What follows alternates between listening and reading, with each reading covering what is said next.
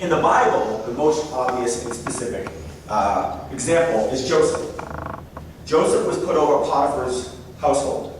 He managed Potiphar's affairs. In doing so, he did such a great job that they were blessed. Potiphar's household was blessed while he was managing it.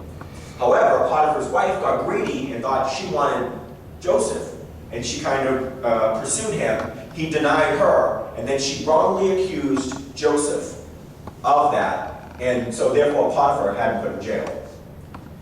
However, he's in jail. Did he handle it correctly? Yes, he did. He didn't say, oh, look, I was wrongly accused, and I'm going to do wrong and be a jerk in jail. No, he immediately took up his same qualities of stewardship, and he started to help out the jailers. He started to help out the security guards, and he started to manage inside the jail as one of the prisoners and attend to it properly. He did such a great job, and then also along with dream interpretations, that Pharaoh heard of it.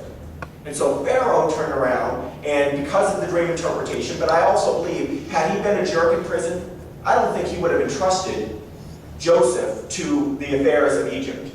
So he in turn also entrusted Joseph to those affairs. And I believe that if we all pay attention to this one specific fact, that no matter what we're being stewards over, whether it just be our own room at home, whether it be our jobs at work, or a car that somebody's letting us borrow, if we're good stewards with that, not only will the person bless us and give us favor, but God will as well. And they'll look to those past experiences. So when it comes time to handle more, God's going to allow you and bless you with more. And so we need to keep that in mind no matter what we are over, that past experience will have an impact on us. So there's qualities of a good steward. Faithfulness, dependability, truthful, also ethical and moral. And I'll get into the specifics of ethics and morals a little bit later on. But those are qualities of a good steward. If you're going to be a good steward, you have to represent those qualities. Otherwise, you're not really considered a good steward. So these bring up specific scripture verses that I want to recite to you. 2 Timothy 2:15 and 16. And I referred to this scripture verse before. And it says, be diligent to show yourself as one approved, a workman who does not need to be ashamed, but correctly handles the word of truth. And I'm going to recite it in a minute in the Amplified as well, but I want to point out some key aspects of this verse. First off, it says, be diligent to present yourself. Where are you? This is 2 Timothy 2:15 and 16. Okay. So it's be diligent to present yourself. You have to do it. Nobody's going to do it for you.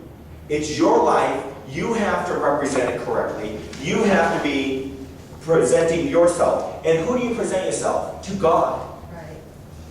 The other people, you're not out there to make friends and to please other people. You're out there to please God, but in doing so, you will please God. I mean, you will please others. So it says approved. You have to be approved by God. And then kind of what I referred to earlier in Proverbs 3. It says if you bind mercy and truth around your neck, you will find favor in the sight of God and man. So right there is what I'm saying is if you're a good steward, God's going to bless you and He will cause others to bless you.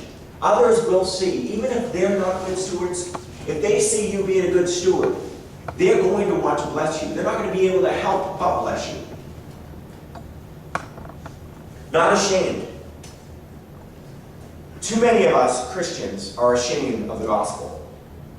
You know what? We're in the workplace. We're thinking, oh, they're going to think I'm a Jesus freak. Or in school, I'm not going to tell anybody that I'm a Christian. They're going to think I'm one of those, over evangelical Pentecostals jumping all around and all stuff. Well, that's what you are, but we're ashamed of the gospel. But there's nothing to be ashamed of to be a Christian. It's the right way to be. It's the right standards. It's worth being proud and confident in what you believe in.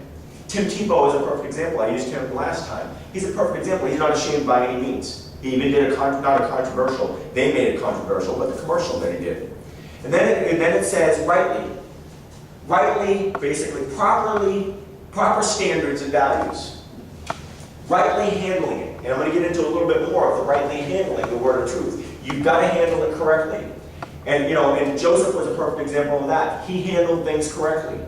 He handled what was right and did it correctly. And then truth. Again, the gospel is the truth. It's the way, the truth, and the life.